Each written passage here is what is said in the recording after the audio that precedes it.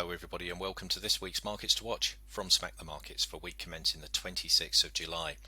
So we're coming into summer months now, and of course, fundamental schedules tend to get rather thin through those summer months, and that leaves, well, the markets to make up their own minds as to which way to go, and it also traders tend to pay more attention to some of these sort of off-schedule themes that tend to be sort of boiling behind the scenes.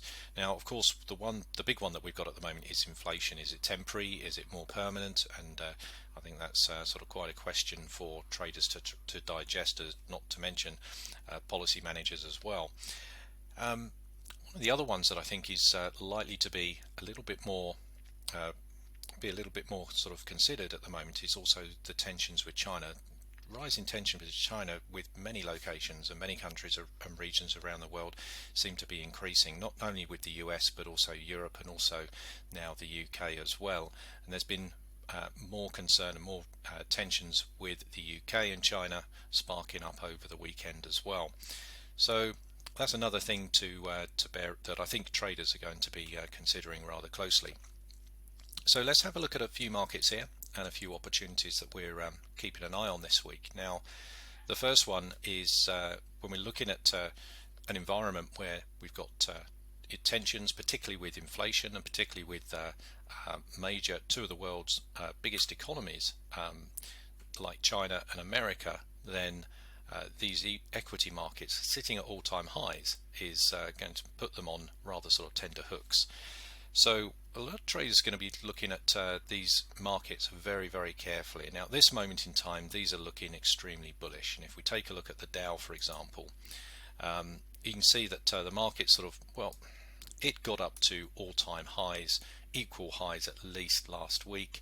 And now we just had a sort of slip back into key support.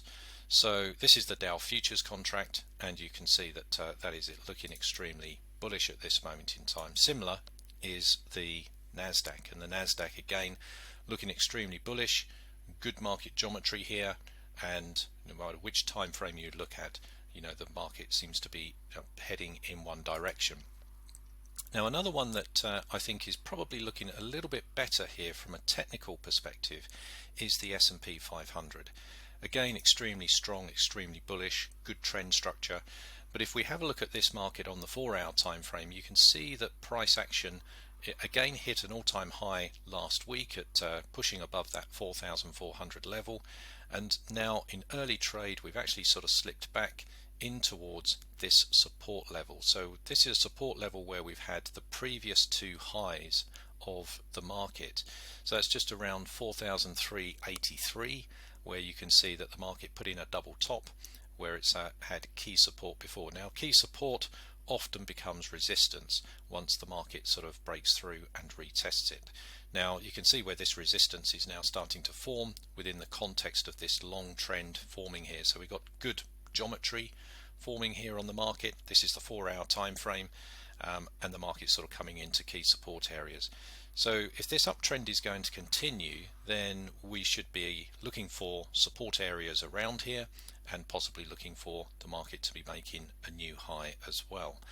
So certainly with the market here is at a key decision point, and I think a lot of traders are going to be paying a lot of attention to those potential structures and potential turning points. Now, if we move across to the precious metals and start to take a look at markets like gold. Now, gold has been rather sideways here for the past sort of few weeks. If we just have a look at this on the weekly chart, you can see that since the market tested 1675, where we had key support, we've now had a double bottom. The market sort of rallied up to 1.9, and then we started to put in these higher lows as the market's been starting to compress up towards the long side. And I think here, if we can get a breakout of this channel, so sort of further strength in gold, could see it break out of this channel, and I think the next sort of target area would be looking at about 1.9. So that's quite a distance to the long side. If we start to drill that analysis down to the lower time frames, taking a look at the daily, for example, you can see 1.8 here is a very, very key significant level on this market.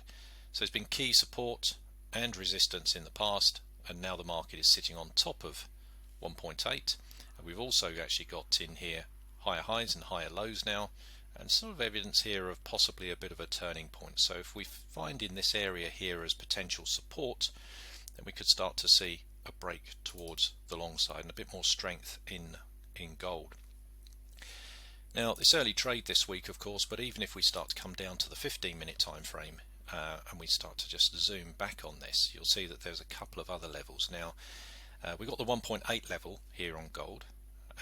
Just above that, we've got 1.808 as an intraday level, and you can see that this has been a zone where the market has found key support and resistance in the past.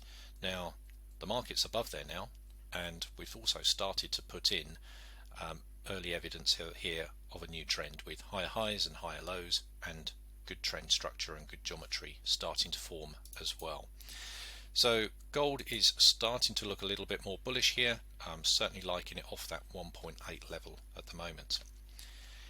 Now, coming over to some of these currency markets, I think one of the big themes that we've been seeing for a while has been dollar strength, and also the yen as well. So I think the two big sort of currencies, not necessarily dollar yen, but certainly the yen pairs and the dollar pairs have been some of the more tradable markets and some of the better trend structures. Now, if we focus on the dollar for us to start with, we've got some nice trends forming here in dollar markets. So dollar Sing, for example, on the daily time frame, the market sort of pulled back into key support, again within the context of the moving average zone. Look, nice geometry here on this market, and again it's an area here where we might start to look for support to be supported and for the trend to continue if we're going to see a continuation of this level. Certainly if the market takes out this low, then the trend structure on some of these markets is going to start to look rather stretched. So markets like dollar Sing are starting to look rather bullish. Also markets like dollar CAD as well. If we have a look at dollar CAD here on the daily, you can see that again very similar trend structure. The market sort of pulled back into zones here of nice geometry, and certainly areas here where we can start to see, well, we may be starting to look at a bit of a bottom around these areas. So I like to consider these as decision points, because the market's going to go either way, and without sort of trying to preempt either way, if the market does find support here, well then the next path would be looking towards the long side. With dollar CAD, we've got to watch out for this level at 126.23.